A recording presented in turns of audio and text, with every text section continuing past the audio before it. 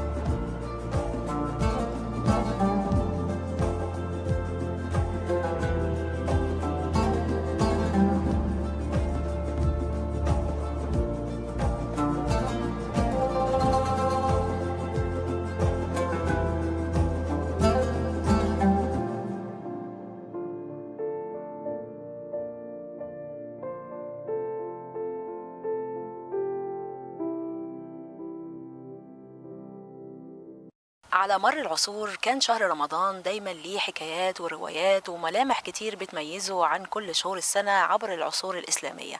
هنسمع حكايات وروايات عن هذا الشهر الكريم من خلال لقائنا مع الراوي إبراهيم بن علي. برحب بيك. اهلا وسهلا بحضرتك واهلا وسهلا بالساده المشاهدين. كل سنة وحضرتك طيب، رمضان كريم علينا وعلى الأمة الإسلامية، ويمكن شهر رمضان دايما بننتظره من العام للعام وبنحب نسمع حكاياته، رغم ان احنا بنسمعها مرة واثنين وثلاثة، بس هذا الشهر ليه روحانيات وليه نفحات. نحب دايما نسمع عنه حكايات. ولو بدينا نحكي عن شهر رمضان حضرتك هتبدأ من فين؟ في البدايه طبعا برحب بحضرتك، برحب بقناه طيبه الجميله، وبرحب باهل كل الصعيد كلهم حقيقي يعني. وانا مبسوط ان انا متواجد في الاقصر وفي اسوان، وناس طيبين جدا وبيحملوا كل الموده والحب لينا حقيقي. هتحتفل معانا برمضان السنه دي في ارض اسوان وعلى شاشه قناه طيبه، وهنحكي حكايات كتير عن رمضان وعن كل ما يخص هذا الشهر. وده جدا يشرفني انا مع حضرتك. الله يخليكي. في البداية طبعا الاحتفالات والطقوس الخاصة بشهر رمضان اختلفت على مدار العصور الإسلامية المختلفة، وهنلاقي ان كان في بعض الطقوس والشعائر اللي ارتبطت بالحكام وكانوا بيتقربوا فيها من العامة ومن الشعوب، وده كان همزة الوصل ما بين الخلفاء والسلاطين والملوك وما بين الشعب وطبقاته المختلفة في هذه الفترة. أستاذ إبراهيم اسمح لي أقطعك، أنا كنت عايزة أبدأ حكاياتنا عن شهر رمضان منذ بدايات الحضارة الإسلامية وبدايات التاريخ الإسلامي منذ عهد الرسول عليه الصلاة والسلام. كيف كان يستقبل شهر رمضان، وهل كان ليه احتفالية معينة ولا كان بيعتبره شهر عادي وأيام عادية؟ جميل. في البداية طبعا في بعض الأقاويل المؤكدة اللي كانت تنسب للفترة التاريخية الخاصة بالرسول عليه الصلاة والسلام، وقيل في هذه الفترة عندما كان الرسول متواجد في المدينة المنورة جاء له وفد من الطائف، والوفود دايما كان بتيجي الى الرسول عليه الصلاه والسلام وتبدا ان هي تجلس معاه وتبدا ان هي تتناقش معاه، ويبداوا في بعض الوفود كانت بتعلن اسلامها. فمن ضمن هذه الوفود كان وفد الطائف اللي جه الى المدينه في الفتره الخاصه بشهر رمضان، واستقبلهم الرسول استقبال حافل جدا، وهذا الاستقبال ارتبط بالكرم المرتبط بالرسول تجاههم، وهم لما جم ما قعدوش مثلا يوم او يومين، ده قعدوا فتره زمنيه، فكان بيبعت ليهم السحور، يبعت لهم الفطار. وفي الفتره دي طبعا الصحابه كانوا شايفين الرسول اللي هو القدوه الخاصه بيهم، واصبحت هذه احدى العادات والتقاليد المرتبطه بشهر رمضان في هذه الفتره. طيب استاذ ابراهيم، حضرتك كده بتاكد ان الاحتفالات بشهر رمضان او الاحتفاء به كان منذ بدء الدعوه الاسلاميه منذ عهد الرسول عليه الصلاه والسلام، كان بيتعامل هذا الشهر معامله مختلفه عن باقي الايام، باعتبار ان في طبعا موضوع الصيام والطقوس الخاصه بالصيام وغيره. ندخل بقى على عهد الخلفاء الراشدين ودول برضو كان ليهم طقوس معينه وملامح بتميز هذا الشهر. جميل جدا. طبعا في الفتره ديت هنلاقي ان الخلفاء الراشدين زي ما ذكرت في بدايه كلامي اقتضوا بالرسول عليه الصلاه والسلام، وكانت الموائد بيتم وضعها للفقراء بوفره، ودي كانت من معالم الخير اللي ارتبطت بهذه الفتره من التاريخ الاسلامي اللي احنا بنسميها صدر الاسلام. وكمان هنلاقي ان كتير جدا من الخلفاء والسلاطين اللي حكموا بعد هذه الفتره تاثروا بهذه الفكره. فعلى سبيل المثال هنلاقي ان موائد الرحمن كانت منتشره في ربوع الخلافه الاسلاميه. بعد الخلفاء الراشدين برضو توالت الدول الاسلاميه المختلفه، الدوله الامويه والدوله العباسيه وغيره، وكان برضو نفس الاحتفاء ونفس الاحتفال بشهر رمضان المعظم. والخلفاء اللي كانوا في هذا العهد كانوا بيحاولوا يتقربوا للرعيه بطرق مختلفه. زي ايه؟ صحيح.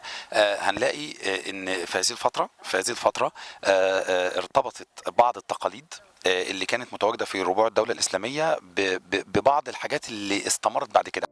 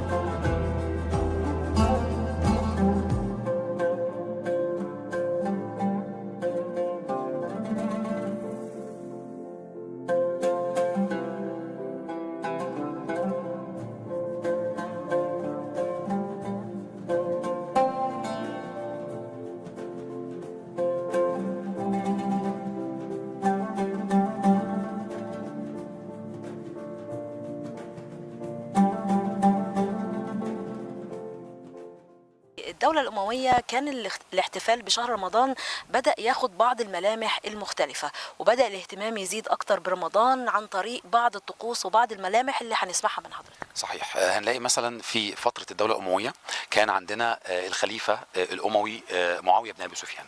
معاوية بن أبي سفيان كان يعني رجل أكول، وكان بيحب الأكل بشكل كبير، وكان بيجوع بشكل مستمر.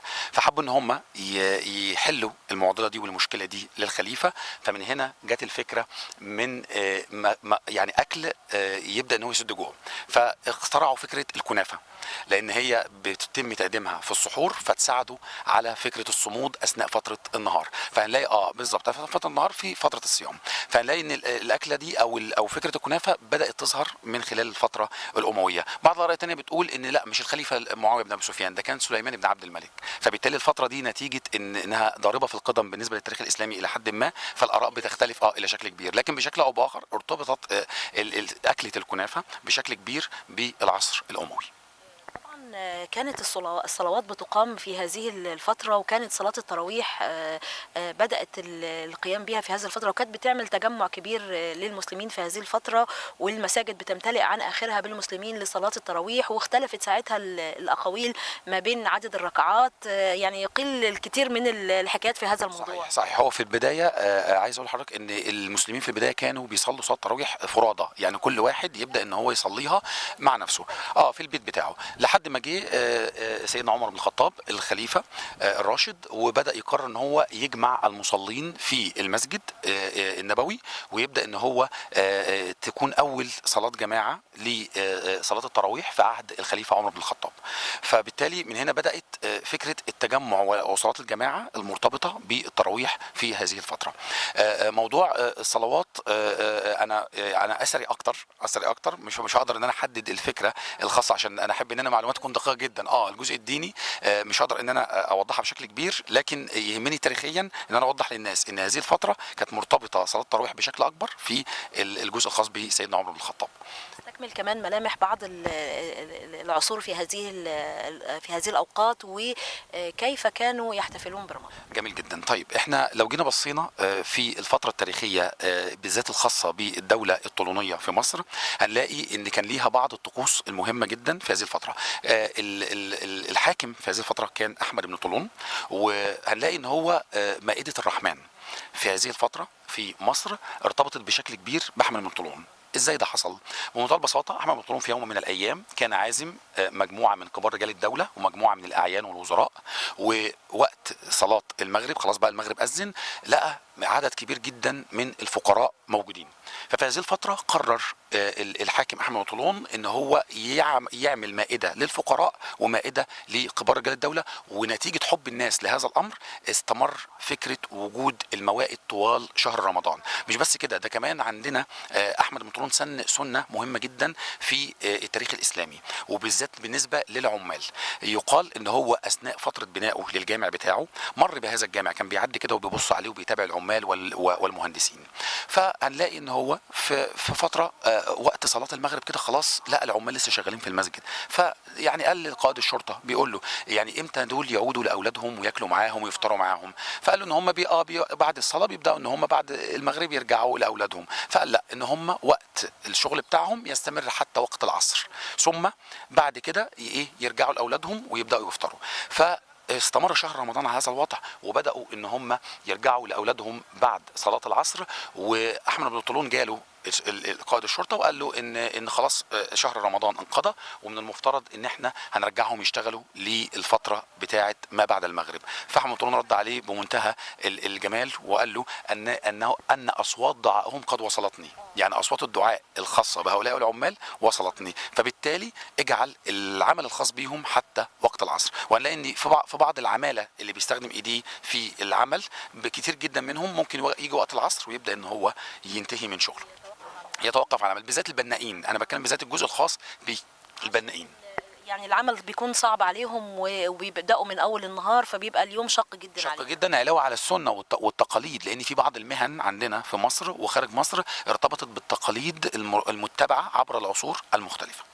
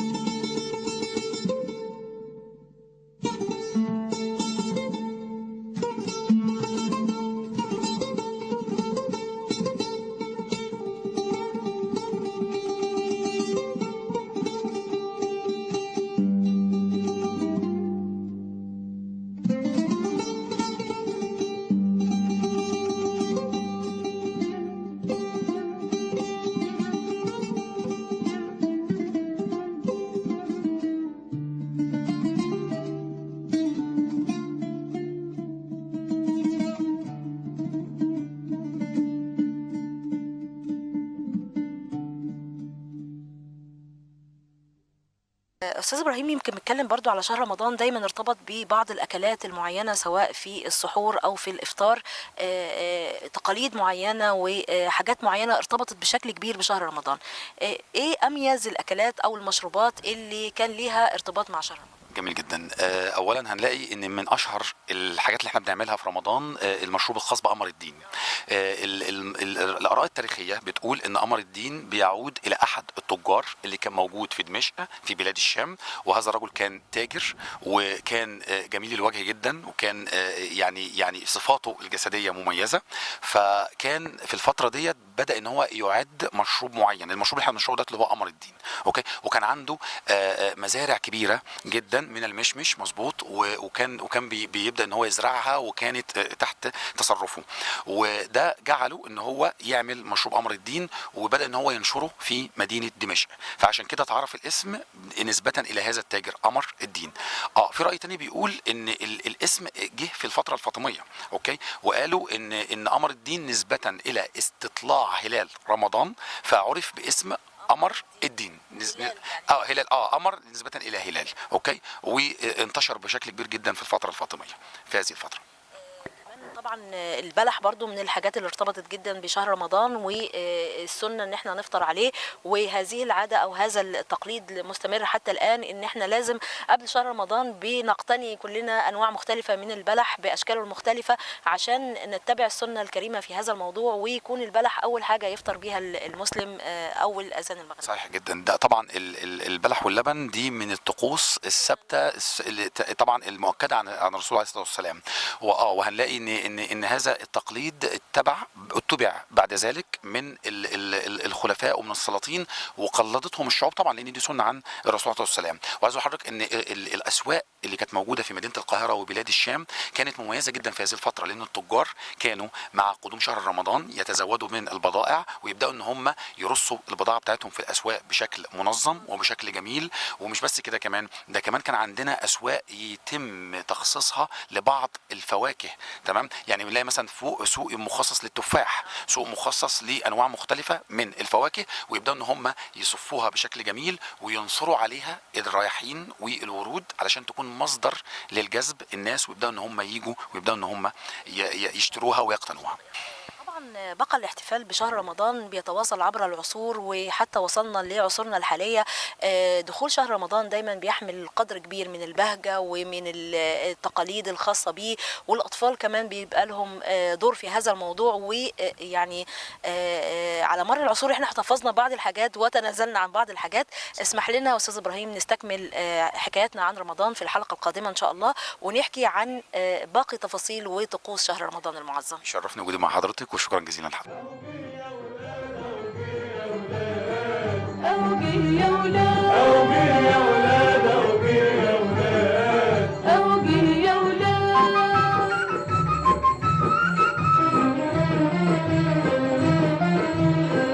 جبت لنا معاك الخير كله، جبت لنا معاك الخير كله، من الصبح نقوم ونحضر له، من الصبح نقوم ونحضر له. جبت لنا معاك الخير كله، جبت لنا معاك الخير كله، من الصبح نقوم ونحضر له، من الصبح نقوم ونحضر له.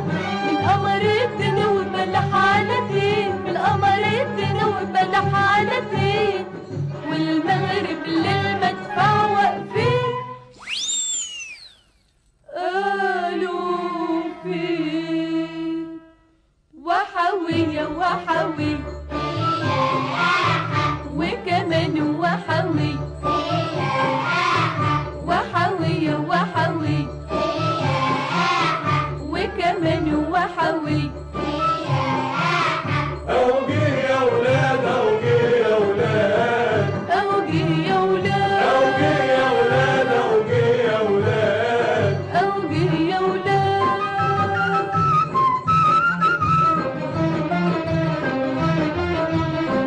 جبنا الفوانيس أحمر وأخضر، جبنا الفوانيس أحمر وأخضر، بعد ما نفطر رح نتحضر، بعد ما نفطر رح نتحضر. جبنا الفوانيس أحمر وأخضر، جبنا الفوانيس أحمر وأخضر، بعد ما نفطر رح نتحضر، بعد